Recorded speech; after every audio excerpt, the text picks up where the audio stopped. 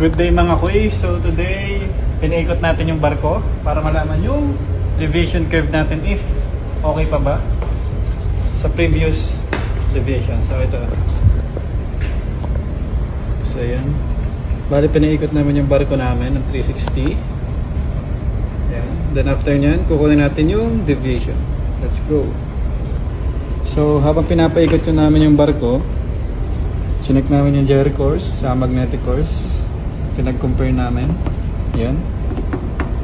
After namin ma-compare, sinalve natin yung compass error, which is 0.2 high or compass best west. So after na, ilagay na natin sa computation.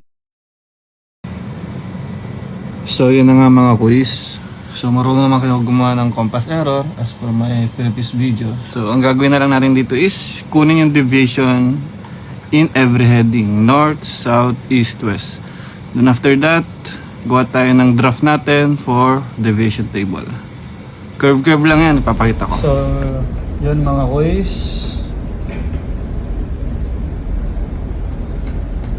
Yeah. Screenshot nyo na mga quiz. So ito lang yung formula nyan. Kung ano yung gyro course nyo, plus or minus sa compass error, if high or compass best west, minus opposite plus. Then yung result niya, ilagay niyo sa magnetic compass. Saan ba yan? Isa. Gyro course magnetic compass. Ilagay niyo dito yung magnetic compass. Then yung result is standard error. Compass best west again. Meaning compass, magnetic compass best west, opposite east. Then variation. Yung variation natin sa position natin is 8.5 west. So dahil west siya, gawin siya natin east, opposite. This always natin i-change kung ano yung normal value niya, gawin natin siyang east. So meaning west and east difference. So ma-minus natin siya at nakuha natin yung deviation. So the rest, binawin natin sa lahat ng, para pinadali ko, ginawa ko lang every 45 lang yung kinumpit ko. And ito na, ito yung ginawa natin chart. So for example, this one 180 degrees. Ito siya 180.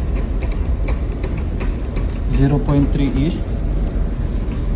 And yung compass card pala natin, ginawa ko 0, 1, 2, 3, 4, 5. Positive meaning east, negative 1, 2, 3, 4, 5 meaning west.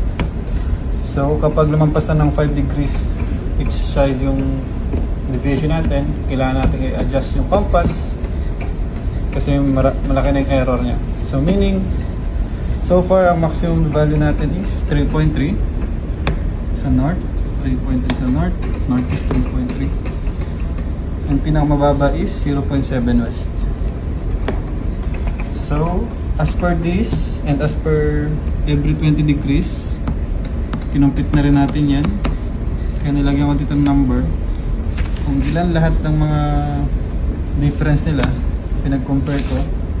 So, ito, from 0 degrees to 100 degrees, isa lang yung value niya, which is 3.3. So, nilagyan natin straight line.